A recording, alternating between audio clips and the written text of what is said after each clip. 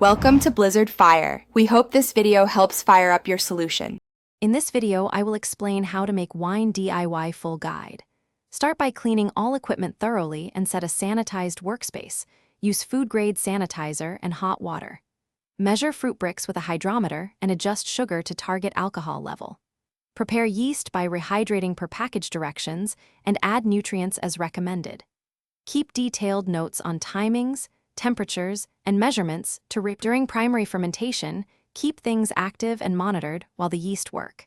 Ensure the fermenter has an airlock and record start time. Vigorous bubbling usually lasts several days to 2 weeks.